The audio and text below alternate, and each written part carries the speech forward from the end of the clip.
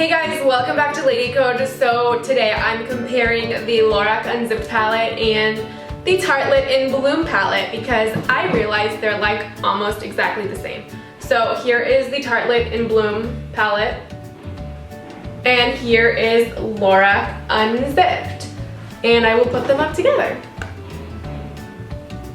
So the two palettes are really similar. A lot of the colors are identical, but I just want to talk about the pros and the cons of each palette. So the Tartlet in Bloom is Amrezy's favorite palette, as you may know if you follow her on Snapchat, and it's really grown on me too. I didn't think I would like it, but I end up using it like it's just my go-to palette. I love that it has some dramatic dark colors, but it also has some really great light colors and transition colors as well. And what I noticed on the Lorac palette, it only has 10 shades, and there's not a lot of good transition colors. The only transition colors that you have would be like this family here, but it turns out that these are all shimmers, and you can't use a shimmer as a transition color. So I love the Tartlet in Bloom for that because this whole row is like your transition row, and you can just use that for blending and use that middle tone color.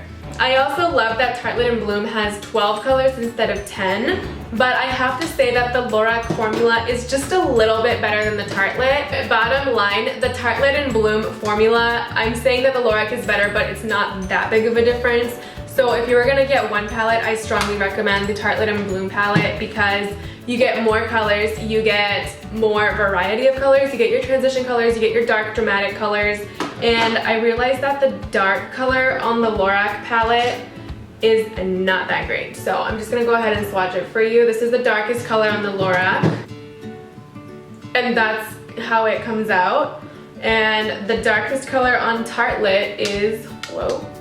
And the darkest color on Tartlet in Bloom is this one. You see the difference. So that's the Tartlet's darkest color, and that's the Lorac's darkest color. Another swatch would be these purple colors right here.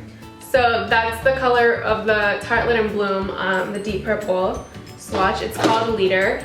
And this is, and then Unbridled is the color that is almost identical to it. And I'm gonna go ahead and swatch that on my hand too. So once everything is swatched, you can see the difference.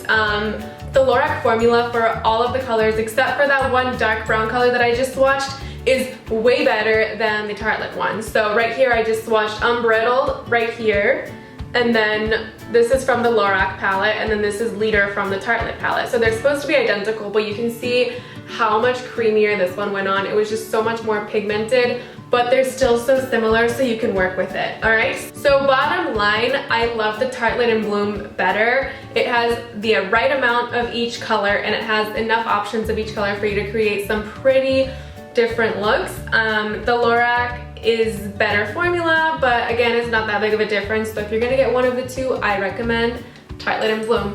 Thank you so much for watching. Let me know your thoughts below if you agree or disagree with me, and I will go ahead and link the tutorial for this eye look that I did with this palette below.